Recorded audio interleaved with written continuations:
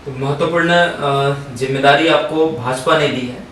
क्या लगता है इस बार छत्तीसगढ़ के में जो चुनाव है लोकसभा पूरे देश में ही है, तो आप नरेंद्र मोदी जी को कितनी सीट यहाँ से दिला पाएंगे? मैं तो एकदम कॉन्फिडेंटली, पूरे विश्वास के साथ, मेरा छत्तीसगढ़ तो पूरे राम में है, मोदी में है। हम भूल गए हैं कि हमारे ये वातावरण में कभी कुछ रहा होता था। अब तो हमें ऐसा खुद को अनुभव होता है कि हम जब भी बोलते हैं तो बोलते हैं मोदी सरकार अब की बार 400 पार। मतलब वो शब्द इतने भर गए हैं ना कि छत्तीसगढ़ की तो पूरी 11 की 11 सीटें जाएंगी। आदरणीय प्रधानमंत्री जी, पूरी 11 सीटें जाएंगी और थोड़े मोड़े नहीं, भारी मतों से जाएंगे। कैंडिडेट कोई भी हो, कोई भी फाइट करे, कोई भी चुनाव लड़े, पर भाजपा संगठन तो पूरी लग के, और जो भी कैंडिडेट होगा वो भारी मतों से जीतकर आदरणीय प्रधानमंत्री जी की जो हम नारा देते हैं 400 पार, उसमें हम 400 पार करके लेंगे। अब जो सवाल करने जा रहे हैं मैम, वो बालाघाट से जुड़ा हुआ है, मध्य प्रदेश के जो जिला है। तो आप संगठन के कार्यों से आपका बालाघाट आना जाना रहता है, तो वहाँ की राजनीति को आप किस दृष्टि से देखते हो कि वहाँ पर लोकसभा चुनाव जो है, जो केंद्रीय नेतृत्व है, किसके ऊपर विश्वास जता सकती, कैसा क्या है? देखिए, जैसे मैंने बताया कि मैं एकदम से नहीं कह सकती कि विभा को टिकट मिलेगी, विभा लड़ेगी, है ना। भारतीय जनता पार्टी का संगठन बहुत सर्वोपरि होता है, वहाँ पर किसी की नहीं चलती है, और वो जानते हैं कि कौन सा व्यक्ति जीत सकता है या कौन सा व्यक्ति भारतीय जनता पार्टी का विश्वास पात्र है और विश्वास के आधार पर संगठन और सत्ता को आगे ले जा सकता है। तो वैसा वो निर्णय वहाँ पर लेंगे, मुझे मालूम है। जैसे छत्तीसगढ़ के लिए लेंगे, वैसे बालाघाट के लिए। लेकिन हाँ, मेरी बालाघाट की पृष्ठभूमि से बहुत लगाव है, क्योंकि मैं बाला साहब देवराज जी के करांजा में कार्यक्रमों में जाती रहती हूँ। दूसरा, वहाँ अभी बीजेपी के जो खरगाल जी हैं, जिनका देहांत हुआ है, उनसे काफ़ी मेरा लगाव रहा है, क्योंकि वो वहाँ पर जन्मदाता रहे हैं, पितृ तुल्य रहे हैं मेरे, जो भाजपा को वहाँ पर उन्होंने प्रथम इसमें लाए थे, साइकिल में जा के, जिनको बोला जाता था। लांजी परिक्षेत्र में जितने नक्सलाइट गांव हैं, छोटे छोटे गांव हैं, और जितने अति संवेदनशील गांव हैं, जहाँ तक व्यवस्थाएं नहीं पहुँच पाती या जहाँ तक हम नहीं सोच पाते हैं कि वहाँ जाके काम करने का, तो वहाँ हमारे लांजी में डिप्टी डायरेक्टर के रूप में है विशाल खोंगल जी, उनके नेतृत्व में हम वहाँ के पूरे गांवों में पहुँचे हैं। मतलब आज मैं कह सकती हूँ कि आपके इलाज के लिए या ट्रीटमेंट के लिए या आपके निरीक्षण के लिए आई कैंप कितने लगे होंगे वो मैं गिन नहीं सकती। हाँ, इतना बता सकती हूँ कि 40,000 से ऊपर लोगों ने इस कैंप का लाभ लिया है। और एक तो ऐसा है कि जो आँख नहीं दिखते थे, जो पूरी तरीके से ब्लाइंड हुए थे, उनकी भी आंखें लौट आई। ये बहुत बड़ी बात है कि महावीर इंटरनेशनल के माध्यम से इतने काम होते हैं। और वहाँ कभी ठंड के दिनों में हम कंबल वगैरह वितरण करने जाते हैं, स्वेटर वितरण करने जाते हैं, बाकी समय पर हम उनकी और भी कुछ ज़रूरतों कुछ चीज़ों को पहुँचाने का प्रयास करते हैं। तो मैंने वहाँ पर महावीर इंटरनेशनल के साथ जुड़ के काफ़ी काम मैंने उस क्षेत्र में किया है। तो मैं वहाँ के लिए भी निश्चिंत हूँ, वहाँ के लिए भी मैं निश्चित हूँ, क्योंकि जिस तरीके से लांजी से विधायक आया है मेरा छोटा भाई, वहाँ पर चुनकर उसके लिए कितनी चीज़ें चल रही थी, लेकिन आई भाजपा जी।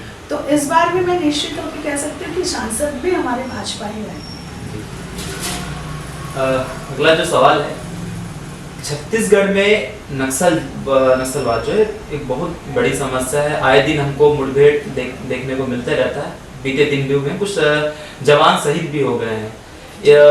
बालाघाट जिला भी नक्सल से प्रभावित है और लगातार उनका जो दायरा है वो बढ़ रहा है। तो दोनों राज्यों में बीजेपी की सरकार है, केंद्र में भी सरकार है, इनसे निपटने के लिए किस तरह से सरकार काम करेगी?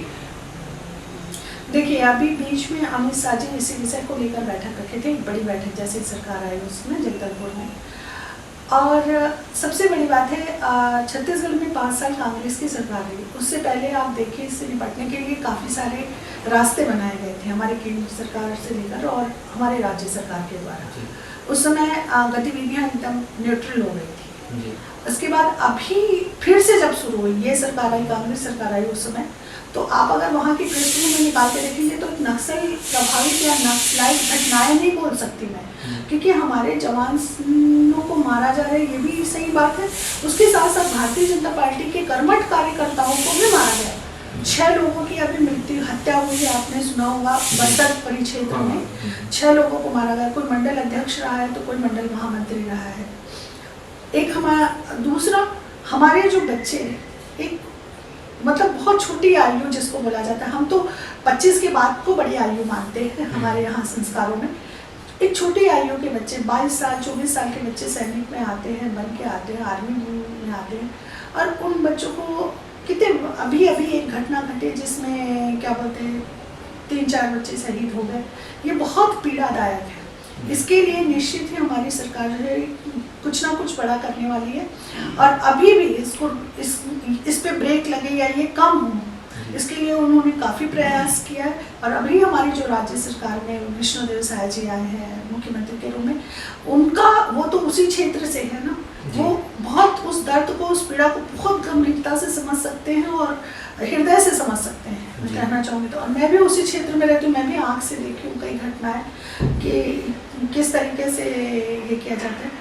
तो मुझे मेरे गृह मंत्री अमित शाह जी के ऊपर और मुझे प्रदेश के जो मंत्री हैं विजय शर्मा जी, जो काफ़ी पढ़े लिखे हैं, संगठन से आए हैं और एक अच्छा युवा नेतृत्व करता है, और मेरे मुखिया जो विष्णुदेव साय जी हैं, इसके लिए जरूर कोई बड़ा प्रयास करेंगे और इसको जड़ से ख़त्म करने का प्रयास करेंगे। हम पूछ रहे हैं हसदेव वनकटाई जो है इसका काफ़ी विरोध हुआ है, यही नहीं छत्तीसगढ़ में नहीं पूरे देश भर में जगह जगह से।